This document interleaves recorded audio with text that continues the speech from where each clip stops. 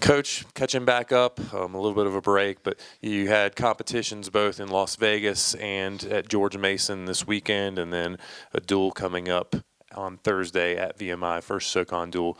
First, let's look back a little bit. Start with the Vegas. That's always a really strong, tough field that you sent, almost your entire lineup to. How did you think that went for the Mountaineers?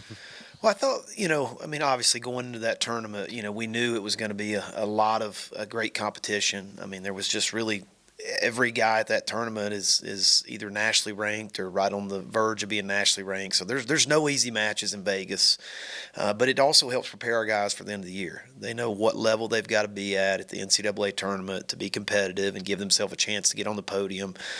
We had a couple guys wrestle well. I think Chad Bellis had a good win, a top 20 ranked win, won a couple matches. Luke Uliano won a couple matches, and then 4 of our 7 guys that wrestled won matches. So I think that was positive. We just we've got to take from that, build on it. And our schedule's been brutal so far this year. I mean, it really has. I mean, everything we've wrestled, 2 top 20 teams in duels. Our tournament was really competitive with the 2 top 10 teams in that tournament, and then Vegas was just loaded. So, I thought Vegas went well. I think, it was about what I expected, and then obviously it gave us some great competition and another opportunity to try to get some nationally ranked wins, and fortunately we were able to get one.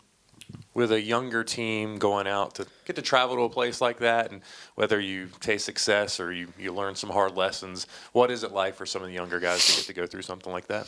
Well, I think it just gives them experience, right?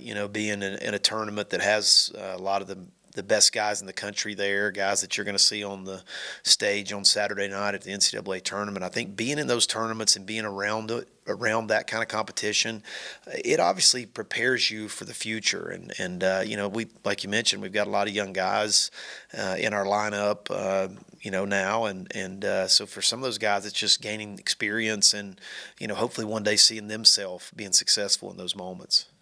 A lot of the rest of the group competed on Sunday in Fairfax. I think Jeremiah Price led the way with a second-place finish. But just from what you were able to gather of how that went, I know you were coming back from Vegas probably. Just what were your assessments of how that played out? Yeah, we got back from Vegas early Sunday morning. We took the red-eye back Saturday night, so obviously it was a hard day on Sunday. But I followed those guys at George Mason, tried to watch as much as I could on Flow.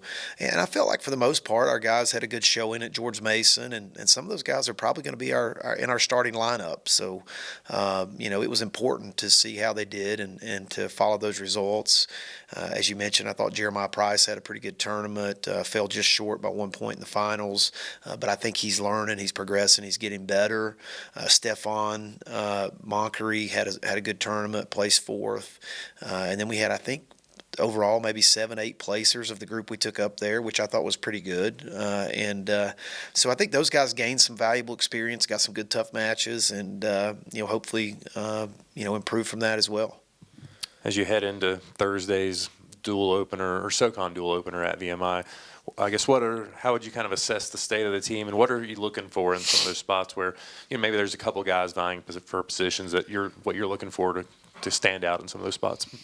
Yeah, I'm just looking for our guys to be aggressive, to attack more, score more points. I mean, we've had a brutal schedule so far this year, and I think it's it's been a great test for our guys, but hopefully it hadn't shaken their confidence too much. And I'm looking for our guys tomorrow night to go out and come out fast and finish strong in those matches. And I want to see them scoring a lot of points, taking a lot of risks. And I think that's ultimately what we got to do at the end of the year to be successful. We have to be offensive. We have to attack. We have to score points.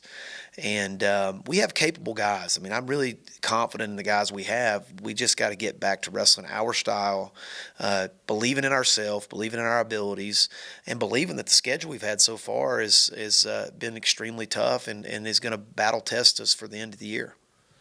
Is there anything else that jumps out as you kind of work with your team on a daily basis of some focal points or just some, whether it's growth you've seen out of, certain individuals or anything like that?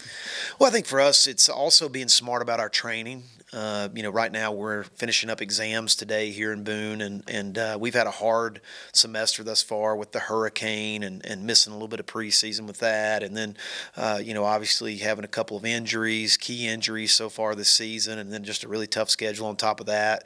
So I think it's going to be really important for our team to make sure our training's it's smart and it's efficient, because we really have to keep our guys healthy right now. Like, we can't afford any more injuries, and our guys have to be well trained, well rested, and ready to compete hard.